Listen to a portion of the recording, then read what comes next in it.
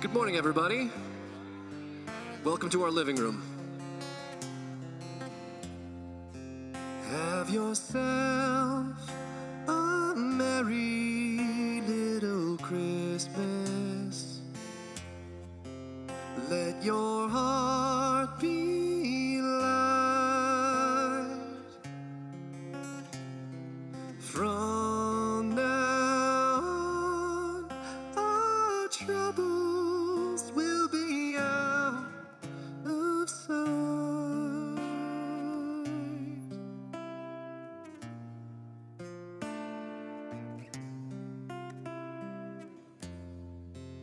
Have yourself a merry little Christmas.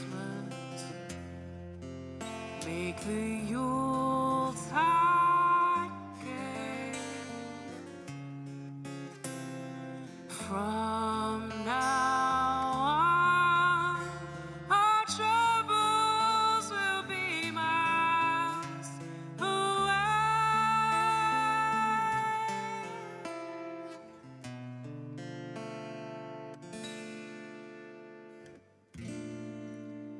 Here we are as in olden days, happy golden days of yore.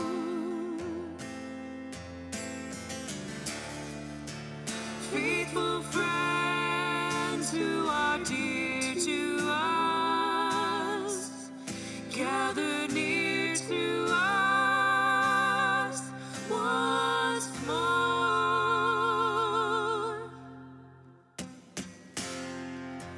Through the years we all will be together, if the Lord allows.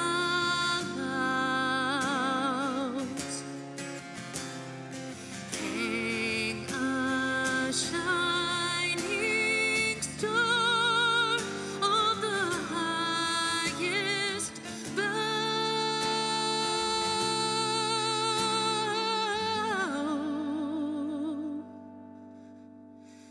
and have yourself a merry little Christmas now.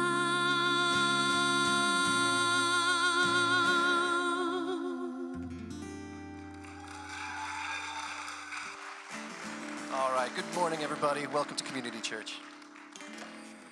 Good morning. My name's Allie and this is Tom.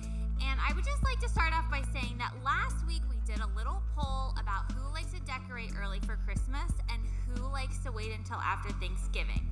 I just want to mention, I think the before Thanksgiving decorators won. It was a clean sweep. They destroyed us. The building is completely decked out. And We have next year. beautiful. So if this is your first time with us this morning, we are so happy to be with you. We would love to hear from you. There's a table downstairs with a big I'm new sign. There's someone there who would love to talk to you, answer any questions that you have. They have a gift for you as well. You can fill out a Connect card at that table or online at communitychurch.net/connect, and we'll send you a gift card in the mail. Yes. We've been talking the last couple weeks about something called the Everything But the Turkey Drive, where we have partnered with Babylon Strong to provide Thanksgiving food items for needy families in the community that can't put together the meal for themselves. So, if you've taken one of the tags that we had put out before, we need all of those items here today on the 24th. That's today. We need them today so we can give them to those people. Otherwise, they'll be missing out. Want to remind everybody, if you were thinking about coming to service this coming Thursday, don't. It's a big day. There's like this huge parade happening in the city, sponsored by Macy's or whatever. Yes, it's Thanksgiving. If you show up here at 6:45 for service on Thursday, you will be very alone, cold, and confused. So enjoy Thanksgiving with who you're going to be with. As a consolation, we want to invite anybody who would go to Thursday to next Sunday, because there will be a very special guest visiting with us on December 1st. His name is Dominic. Yes, Dominic the donkey will be with us. That's right. congratulations to Dominic, you're a big star around here. If you love Christmas and you're not Italian, this is your chance to celebrate like Long Island Italian people and take a photo with Dominic the Donkey. He'll be here all morning next week. There are about 44 children in 14 different families who are in need for Christmas right here in our community this year. And we are so excited to be partnering again with Babylon Strong to help support those families. So you may have noticed when you walked in the lobby, there's trees with tags on them. Each tag represents a need of one of those children. If you would like to participate in this with us and with Babylon Strong, then we would love for you to take a tag, go purchase the item, bring it back unwrapped with the tag on it by December 15th. And together we can make a huge difference for these families. So I'm so excited to continue this morning together, so I'm going to hand it back over to the band. All right, we're going to spend some more time singing together, so this time you're welcome to stand and join us. Here we go.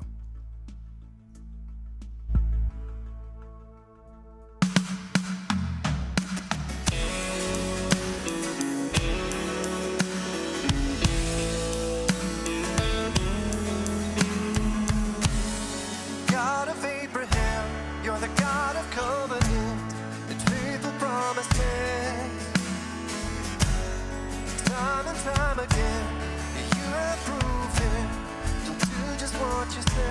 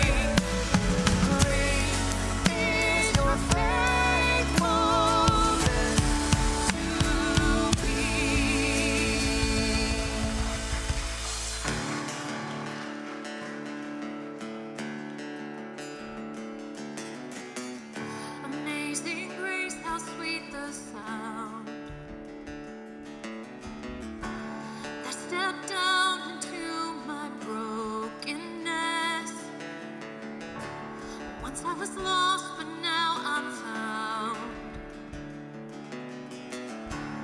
Heaven has come to make us whole again.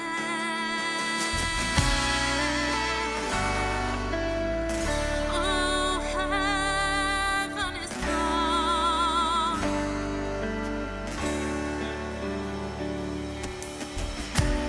Greater love has none than this.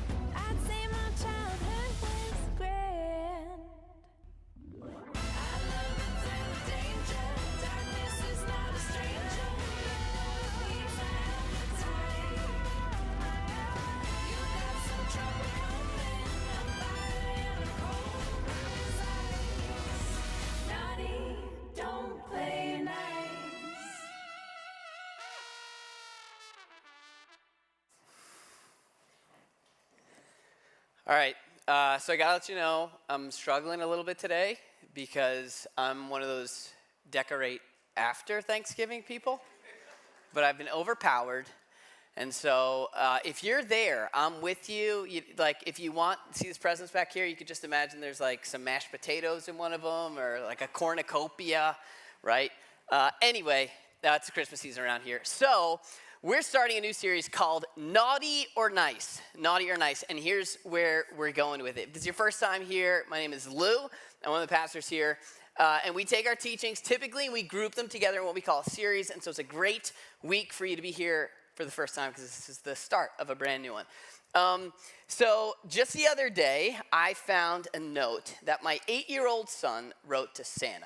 I asked his permission. He said I could read it to you. I don't have it up here, but I'll tell you what it said. It said, to Santa, it said, like, starts off right off the bat. He's like, I know I haven't been very good to my sister this year. All right, he's 8 years old. He's like, let's just get like the bad news first out there. He's like, I know I haven't been very good to my sister this year. He goes, but in my opinion, I've been very good besides that. And then he goes into what he wants. He's like, I really want a silver Dragonite Pokemon card. He goes, I don't need it, but I do really want it. Can you make that? End of letter. Like, very nice. Thanks, Logan. And what I love so much about that is that it so perfectly illustrates the framework of his relationship with Santa Claus, right? It's very transactional. It's if I do the good, I end up on the naughty list. If I do enough, or on the nice list. If I don't do good, I end up on the naughty list. There's this, like, we'll call it like the naughty or nice framework. It's transactional. It's completely about his behavior. And if you were to ask him or kids like him, like, hey, why do you care about what Santa thinks, right? Like, why do you care? What's at stake here? Why would you listen to him? The answer is it's presents. It's I want good things, right? Well, what's interesting about that framework, and I don't need to tell you this, is that a lot of us carry that framework into the way that we understand God.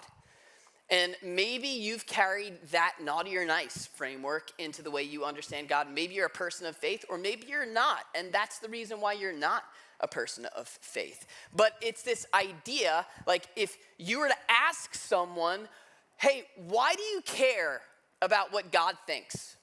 Like, why would you listen to him? What's the underlying motive to do what God says?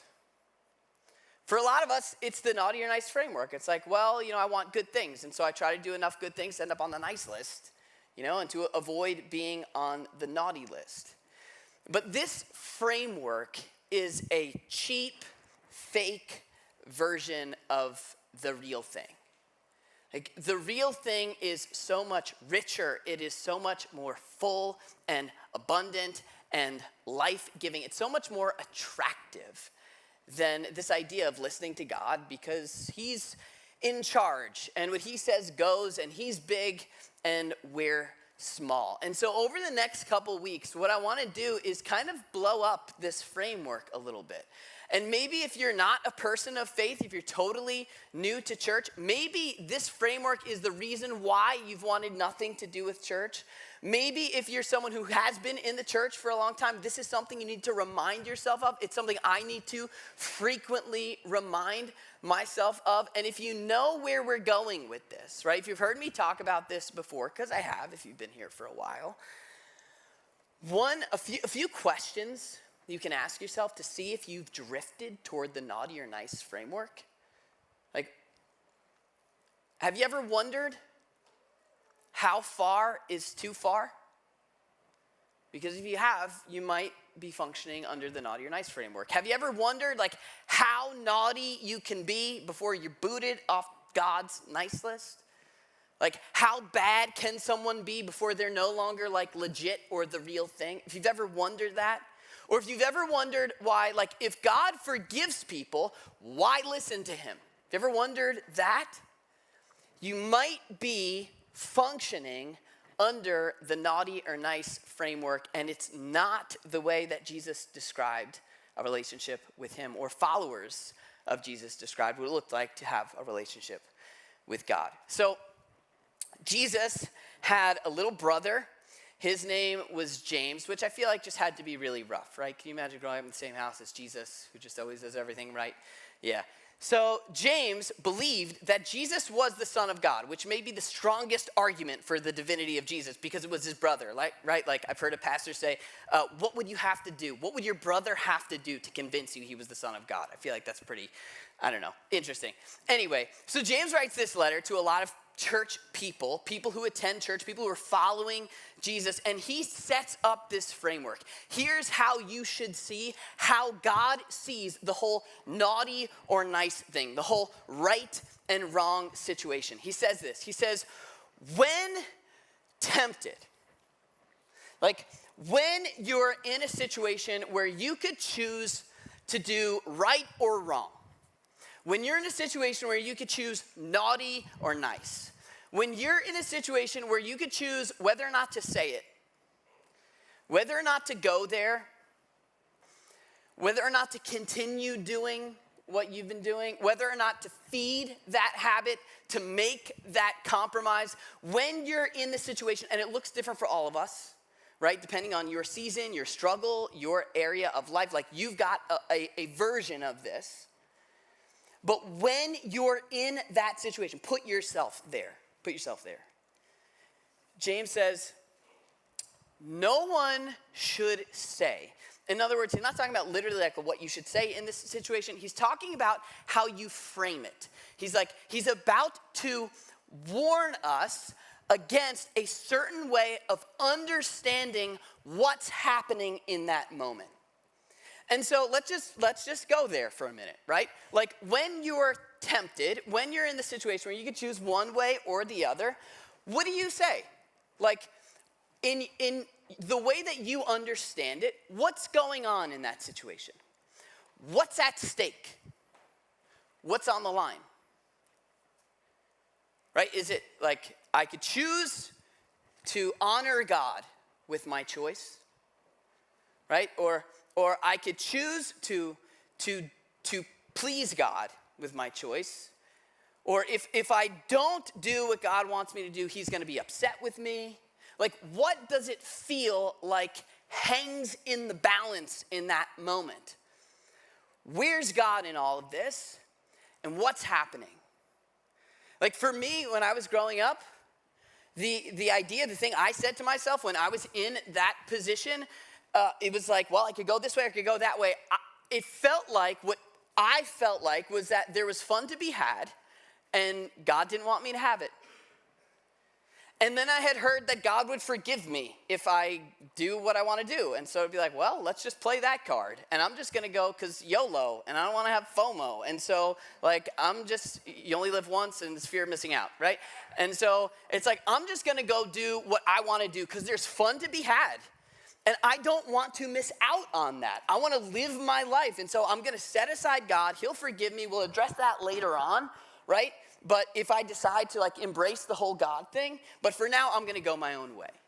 And really, that's the naughty or nice framework. That's the distant being up there in the clouds who's got this arbitrary list of right and wrong. And it's old-fashioned, it's traditional, it's out of touch, it's closed-minded, it's out of date. It's all the words, all the things, and it's like, I want nothing to do with that. And so for me, for a long time, God was at an arm's length. And maybe that's where he is for you right now. Maybe you don't buy into the whole church thing. And it's like, yeah, I don't want to play that game.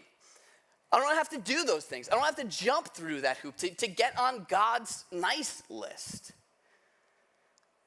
But the reality, the way that James would explain it is it's not like that.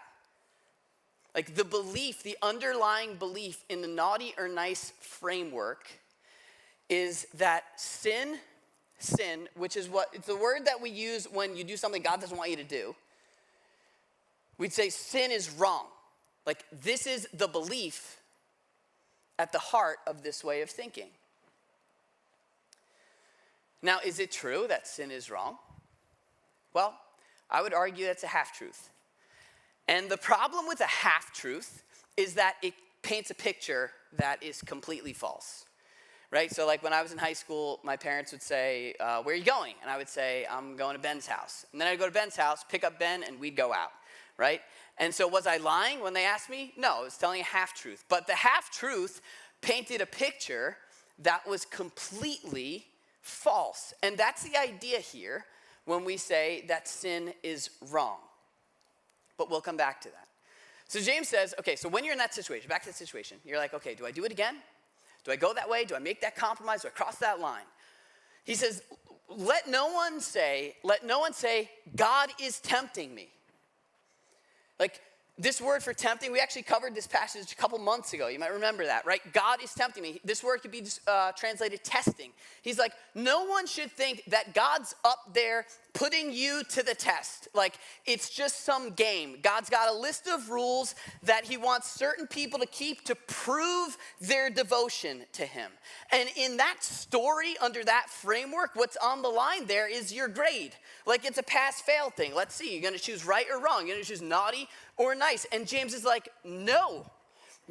Like, let's take God out of this. He says, let no one say God is tempting me, for God can't be tempted by evil. You're not going to tempt him, nor does he tempt anyone. He doesn't put people in situations to play games with them. It's not a game. So then he paints this picture, and he says, okay, here's what's happening, and here's how he wants these people to see it.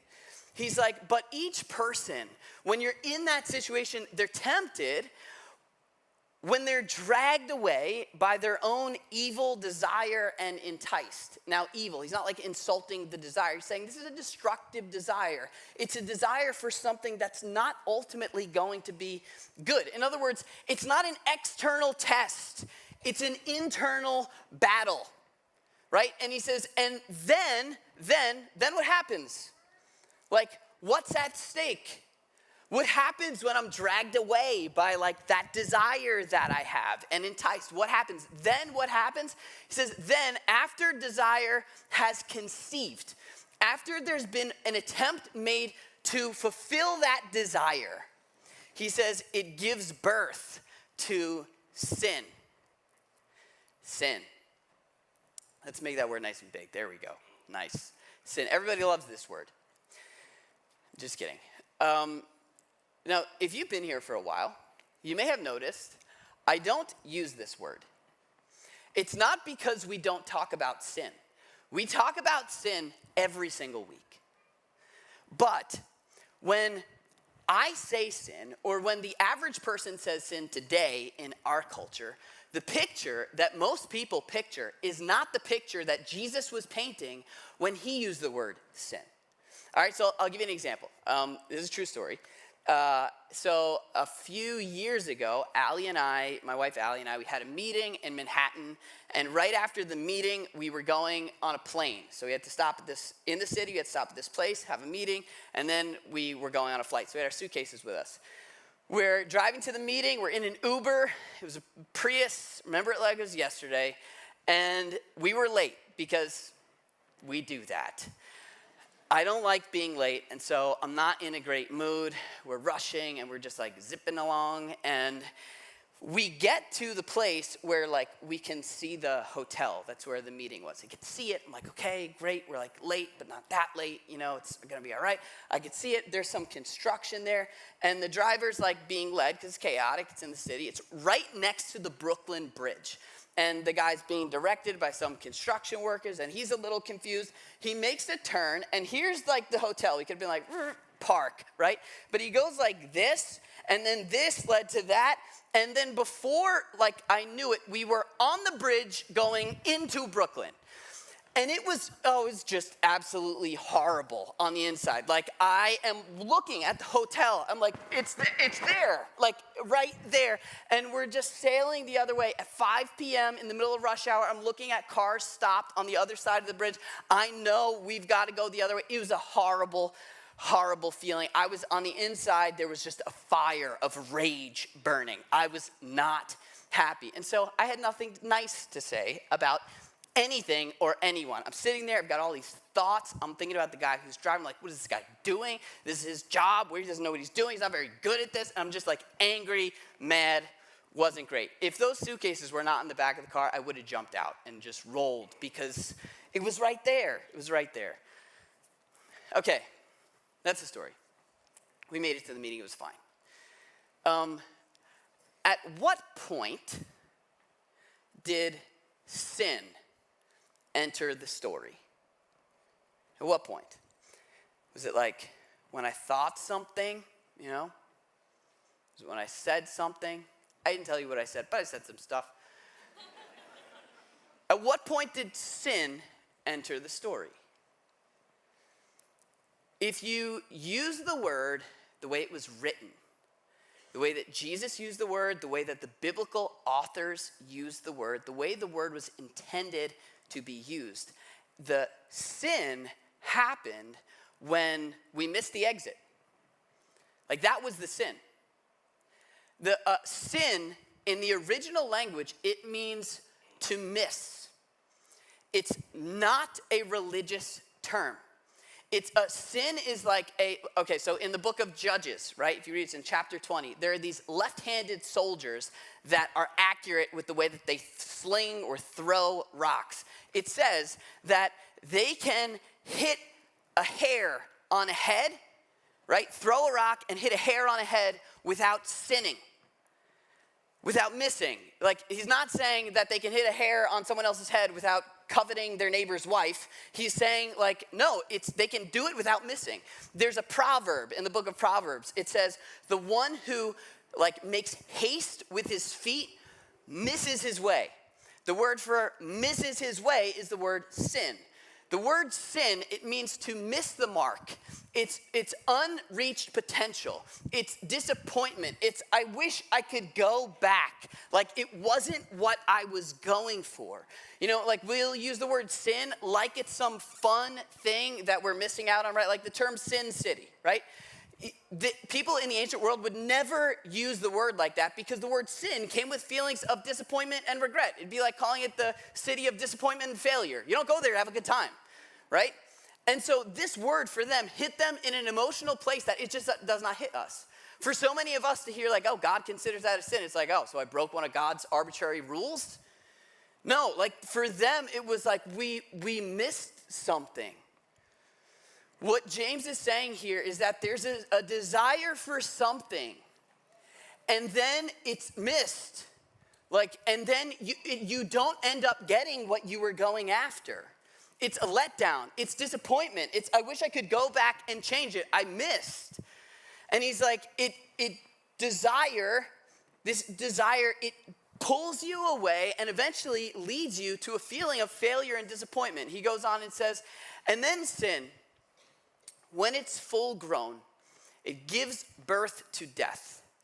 Now, the biblical authors, they use the word death, not just to describe literal physical death. For them, it was a way of talking about as bad can be. It's the erosion, the corruption, the breakdown of everything that is good. And life, on the other hand, was meant the exact opposite way. So when Jesus said he came to give life, he's talking about, yes, literal life, but life to the full. Death was the opposite side of the spectrum. What he's saying here, what James is saying here is that there's a desire, and once you try to conceive that desire, eventually it leads to heartbreak and disappointment.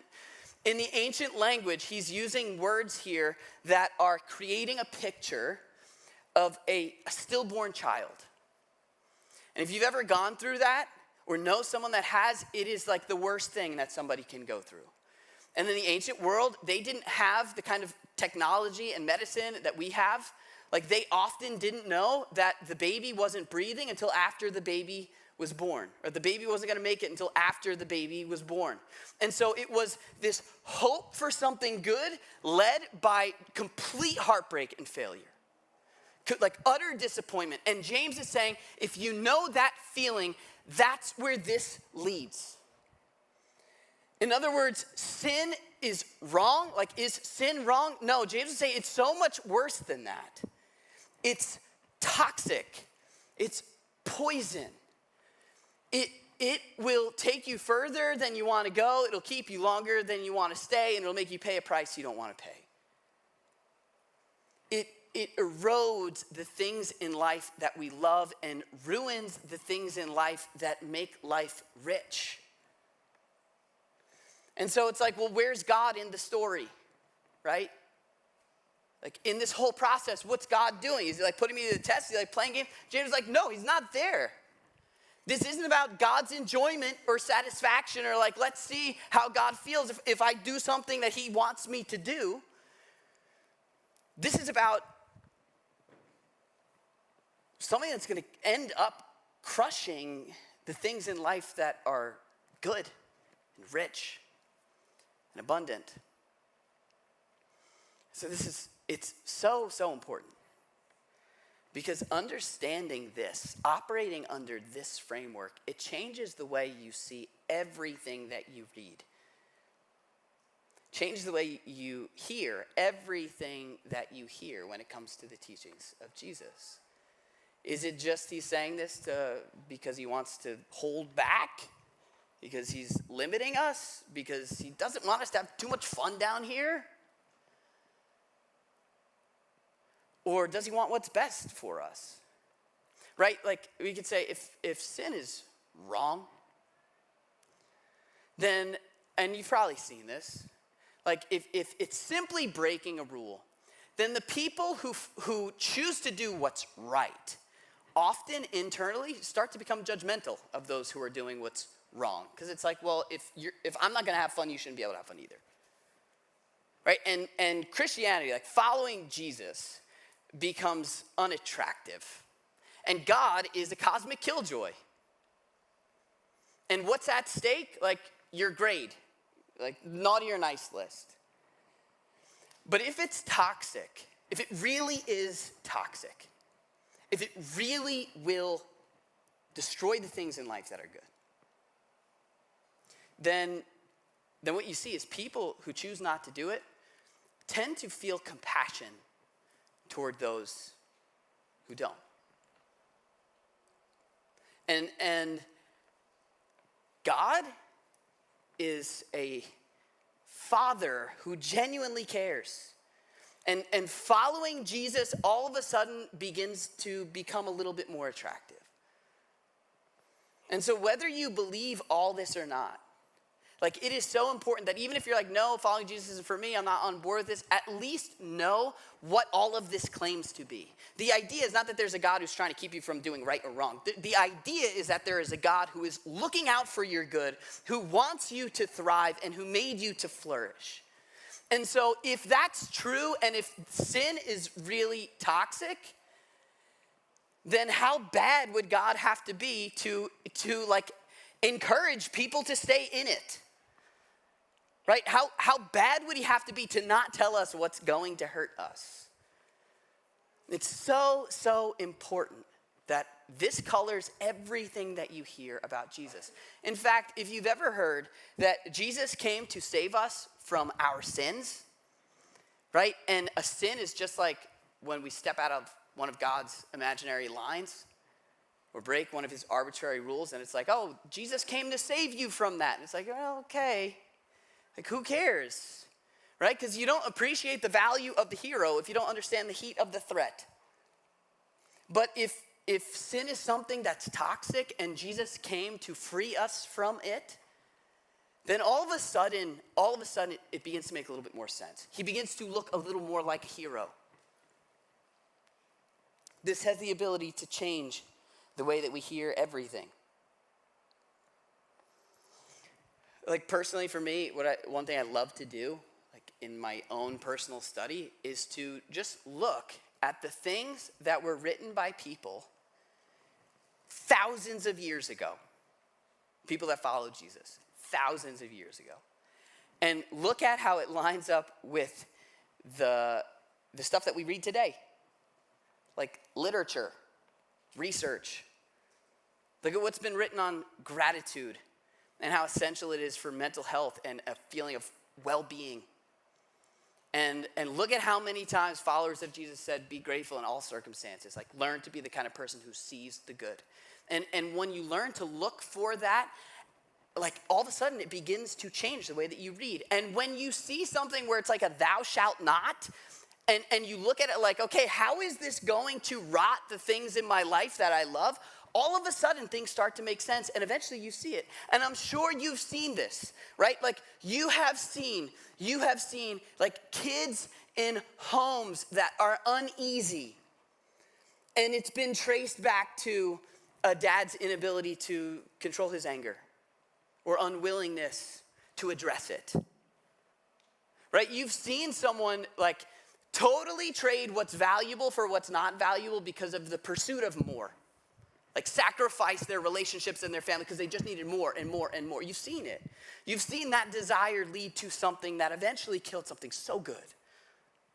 And this is behind everything that God says. Like, I want better for you more than you want better for you. And so this is the way. Walk in it. James does bring God into the equation, though. At the end of the passage, right after this, he says, don't be deceived. Don't be deceived. Why? Because so many of us, including myself, have been deceived about this. He says, don't be deceived, brothers and sisters. Every good and perfect gift is from above, coming down from the Father of the heavenly lights, who does not change like shifting shadows. James is saying, like, don't make this mistake. The good that you have in your life, the joy that you have in your life, the things in your life that you would not trade, God is the source of those things. And he wants to protect those things. He wants to lead you into a life that feels rich and abundant and full. He's not trying to hold back. He's not trying to limit you. It's the exact opposite. So James would say, do not be deceived. We could say about this whole framework, we could say, God is concerned about your good. It's like that simple. It's not about your great. He's concerned about your good, not about your great.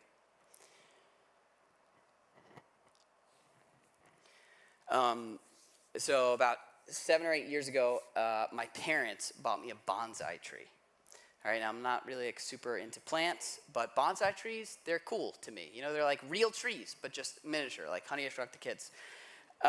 And so my parents got me this tree. I was all excited about it. I set it up in my office. I put it in the window. I read the pamphlet. I did the research. Like, I wanted to know, okay, how do I take care of this bonsai tree? Because it's so cool. I got this little miniature thing in my house. In fact, I even got like a little, not my house, my office. I got a little water bottle, and I put it like right next to my bonsai tree because I was told you have to keep the roots and the soil saturated. You know, it's a whole art process to this whole bonsai tree thing. And so every day I'd come into my office and I would just like see the little tree doing great, just like spray it, keep it nice and moist, you know, and then sometimes even around lunch I'd see it and like just spray it again. Because I love this thing. It was amazing. It was so cool. Little miniature tree. And then one day I realized, like, I saw one of the leaves like started to turn. It wasn't green, it was turning yellow. Like, what the heck is wrong with this tree, you know? And so I like gave it a little more attention, made sure it was getting sunlight. I even put it outside, took it out of my office, like maybe it needs some fresh air. I don't know how this works, right? And then I would just like make sure I like continued to water the tree like over and over and over again. Well, eventually the tree turned yellow, the leaves fell off, and it just began to die. It like lost all its leaves. And I didn't know. I had to look up. Do like bonsai trees do this in the fall? You know, do they know what's going on in the rest of the world? I had all these questions. Turned out the tree was dying, but I wouldn't quit on it. I just continued every day to moisten the soil. And eventually, there's like no denying, it was a twig in some dirt. And it was dead. It was over for this tree. And I was sad. And one day someone comes into my office, they're like, what's the deal with that stick in the dirt? Like literally, stick in the mud. And I'm like, oh yeah, well, it was a bonsai tree, but I don't know what happened. You know, I took care of it, I put it in the sunlight. I even kept this water bottle right next to the tree to keep it like saturated. And I looked at him like, but I don't need this now. And like jokingly, I sprayed the bottle in my mouth. And that's when I realized that it was Windex. Yeah. Learned a lot from that experience. But here's the idea. you can't expect something to flourish when it's being fed a steady stream of something that's toxic. And so over the next couple weeks, what we're going to do is look at some of these things in our lives in a very practical way and just look at how maybe they may be undermining the things in life that are good and rich and abundant. And my hope is that over the next few weeks, as we do this, your image of God, like the picture that you picture when you picture God, will begin to change. You'll see him like not as a cosmic killjoy, not as someone who's trying to limit you, not as someone who's trying to hold you back, but of someone who wants you to thrive. I'm going to ask the band to come up here, but here's the picture I want to leave you with. And it's not my picture. A guy named David wrote a bunch of what we call the Psalms in the book of Psalms. It's about halfway through the Bible. There are these ancient songs or poems. And here's how David explains it. He says this. He says, blessed is the one. Like blessed meaning like internally joyful, satisfied, peace, content. Blessed is the one, he says, who does not walk in step with the wicked or stand in the way of sinners or sit in the company of mockers. He's not saying you can't be around imperfect people. He's saying these people, they don't get their cue from those who aren't thinking about what they're doing. He says, but instead, blessed are the ones whose delight is in the law of the Lord. That means teaching. Whose delight is in the Lord's teaching and who meditates on it day and night. Who genuinely wants to know what God has to say about the issues in their lives. And you know what he says they're like? He says they're like a tree planted by streams of water, saturated in what's good, which yields its fruit in season and whose leaf does not wither. Whatever they do, David says, they prosper. This is the picture of what God wants for you. A life that's meaningful. A life that intentionally eliminates things that are undermining the well-being of it. He wants us to prosper. So let's pray. God, we're grateful that you love us as we are, where we are. That we are embraced and accepted in our brokenness and with our issues, with our bad habits, with the things in our life that we wish weren't there. God, you love us the same and embrace us with those things. But because of your great love for us, you've come to lead us out of them. And so would you teach us what it looks like to follow you? Would you help us to hold on to the picture of your goodness and to embody what David described, a life that is saturated by streams of water, by a source that is good. In the process, God, would you make us more and more confident of your love and your goodness for us. In Jesus' name we pray, amen.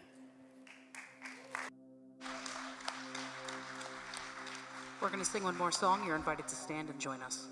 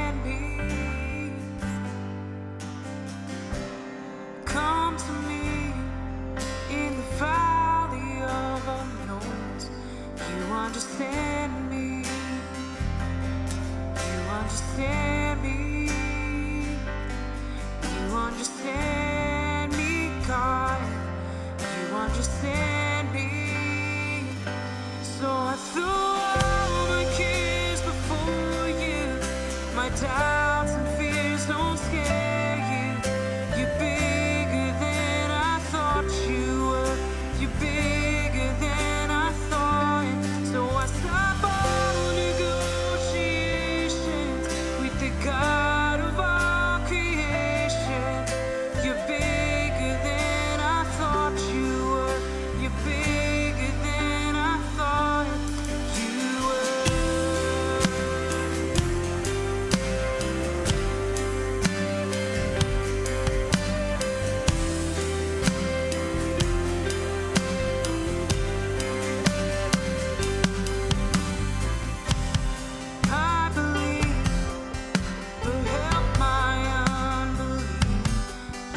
understand me.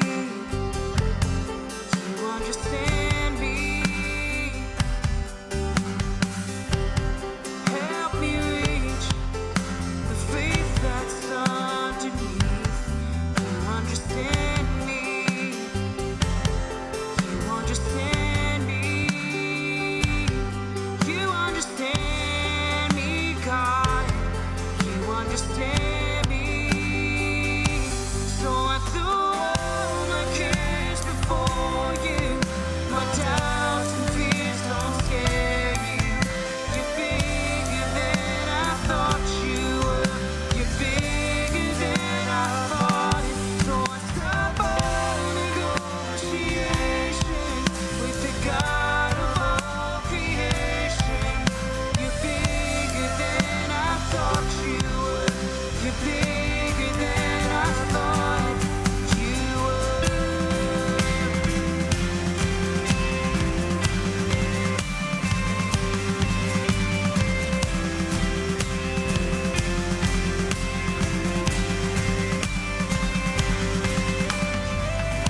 I will rest in the Father's hands. Leave the rest in the Father's hands. I will rest in the Father's hands.